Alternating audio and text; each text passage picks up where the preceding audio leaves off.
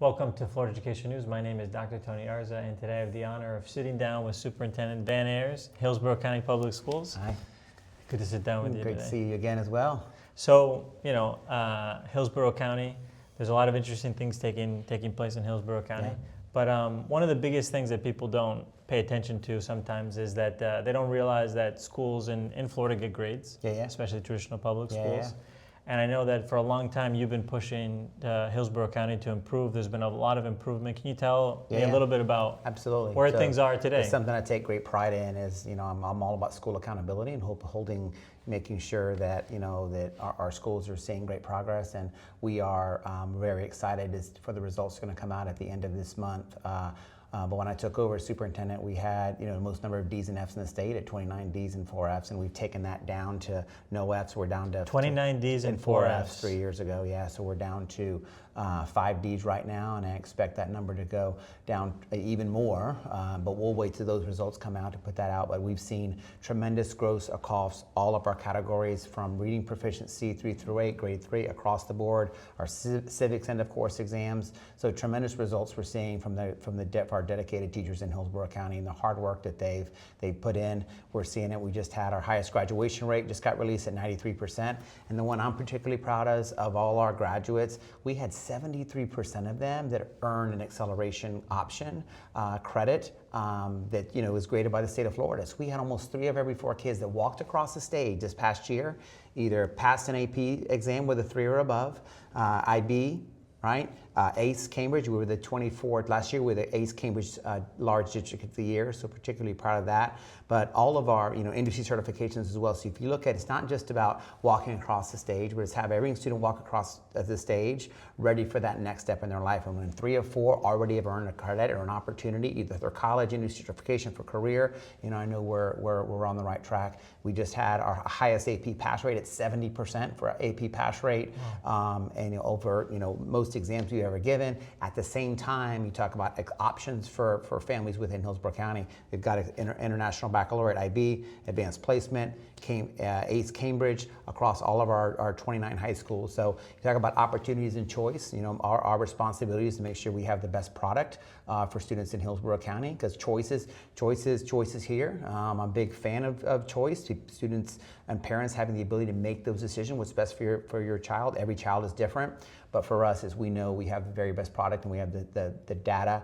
the stats to show it. So really proud of all the great work that we've put in. And just in 2024, we passed our, I think a big part of that, we passed, funding is always something that we're trying to get more funds into the hands of our teachers to make sure our students have the best opportunities. And we passed our millage back in 2024, where it $6,000 supplement for instructional, $3,000 for instructional support. So you basically take your salary of your teacher and they get a $6,000 bonus on top of that, part of their annual salary. It has made a huge, before we had that passed, we had like 558, I think was the number that we were using, that had vacancies within Hillsborough County. We're down below, we're in the hundreds now. So around 100, 125 right now as we're sitting. That millage referendum has made a big difference for the education of our students, teacher retention, teacher recruitment. Everything we do, every decision I make is about offering the best opportunities for students, and always starts with, most important factor is the teacher in the classroom, always, right? Doesn't matter what big fancy buildings you have, but how our teachers support our students, and us as a district, giving them the opportunities to develop professionally, and we've had tremendous results, as I mentioned. So very excited about where we're headed. Yeah, no, I'm still stuck on the 29 D's you said. And how many F's before in the past? 29 D's and 4 F's most. And so then I hear that, and the average person hears that. First, I don't think that they know. I'm not sure I fully understand. What does it mean when a school is an F school? Like, what is it, or a D school? What is the state trying to say when a school, the kind of needs that they have, and how do you turn a district around? Because that seems like a chronic problem. It doesn't seem like something that you can just you Yeah. show up. I mean, it seems pretty serious. Yeah. So if you look at school accountability, basically, if you've got your cells across, and the state basically takes your schools and grades them based on, proficiency gains for bottom quartile, math and reading. Of course, high school has graduation rates and other cells that are included in that. But it's a great indicator for us to know how our schools are doing, right? So, you can make the argument. Kind of like a doctor. Yeah, you can argue one way or not that school accountability. I'm all about accountability to ensure that It's working. It's working. Our students are performing, and the product that we have is a great product. And we've just can't be prouder of the results we've achieved. We've been very intentional about that. I've been ensuring that we have the supports there for our students and teachers in all of our schools. So I'm just very excited for these results to come out at the end of this month to show for the 25-26 school year the great growth we've made, and we look to continue that growth into the 26-27 school year. And what do you think makes the biggest difference as a leader of such a large organization and a large community, because it is a community of families, students, teachers, how do you move, right, that many people in a direction of improvement? Because look, I'm sure you wish you could be in every class every day there with the students, but you can't be.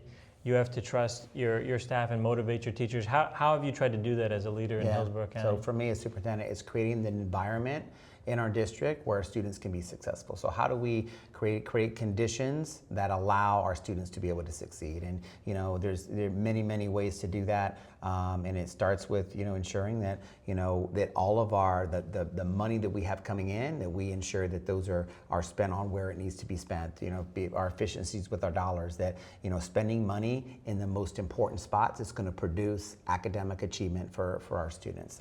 And always comes back to it's complicated, but it's not, because in the end it comes down to you want to increase academic achievement. It's about teachers in classrooms and the leaders that run schools, and how do you invest dollars into that to ensure that our students have the very best leaders, the very best teachers anywhere in the state of Florida. And we have an incredible professional development team that helps our teachers as they come in to get better. And it's about, as our teachers are in our system, getting better from year to year to year, and then we take and nurture them and ensure that from year to year that we them as individuals, anybody that works, of the 24,000 employees that we have, we're the largest employer in Hillsborough County, that everyone from year to year that we are allowing them opportunities to better themselves, and that strictly comes down to how we support them as a school district and make them feel that we want them to be successful and succeed, and that comes from that's a culture shift. We have a tremendous culture because they know, I would hope that our staff knows that we value each of them and their success. And it starts with students, number one, right? How do you make any decision you make? How's it going to affect the students in Hillsborough County? Yeah, and I think it was 4 years ago, maybe more, and you'll correct me on the dates, but there was a previous referendum and it didn't pass. That's right. And but you in your short time as superintendent, obviously the voters in the community were seeing something about what you were doing that, it's a very short time period for it to change, and it was in the height of inflation. Yep. And yet people supported what you're doing. What do you think? What do you think that you did, or what is it that you tried to do in order to communicate to the people in your community that they should trust you with that dollar? You said the word is trust, and I think that being that I've been in Hillsborough County, born and raised in Tampa, there's a trust factor that's there. That even though being the superintendent, CEO of a large school district, I try never to change who I was 20 years ago as a teacher, and I see it as I started as a classroom teacher back in 1997. Each time you go from a teacher to then an assistant principal to principal, your classroom just becomes a little bit bigger, but still all the decisions you make and all of my decisions I make, I never forget the times of when I was a teacher and a principal. I'm grounded in those decisions I made then, and never forgetting that time in my life as a teacher and a principal and making decisions for the county the same way I did as when I was a classroom teacher for the 25 students that I had. So I think it was just a little bit of trust, but you're right. I mean, it didn't, in 2022, we had that millage referendum that was on the ballot, didn't pass. And then we came back and it passed unanimously, overwhelming 67% of the voters. Yeah. And there are a lot of superintendents that probably would look at that and they go, how in the middle of that environment. And I think what I was intentional about is I wanted to ensure, I looked at our staff and I wanted to make sure that we, took care of our teachers, right? And ways that we could recruit and retain teachers, right? How do we bring them in? But not more than that, how do we retain the great teachers that we have, that we've invested in all these years, from moving to another district to make, for higher salaries or for whatever reason they make, that not only about the money, but that the culture that we've created. And I think over the last number of years, that environment we've created, this millage referendum has added to that as well. But we were just very intentional and clear. I guess the advice I would give is we were clear on where those dollars were going. It was $6,000 for instructional, $3,000 for support across the board, and that included for whether you were a high school principal, a high school assistant principal, an elementary teacher. The $6,000 supplement was on top of their salary, so it was equal. It was very easy to understand, which I think it made it easier for when voters went to make that decision. There was never any hiding of maybe where money's going to go. We have an oversight committee that oversees those dollars that come in. It sits separate, and those are it's part of their annual salaries. I think it was just being real clear on where those dollars are going to be spent.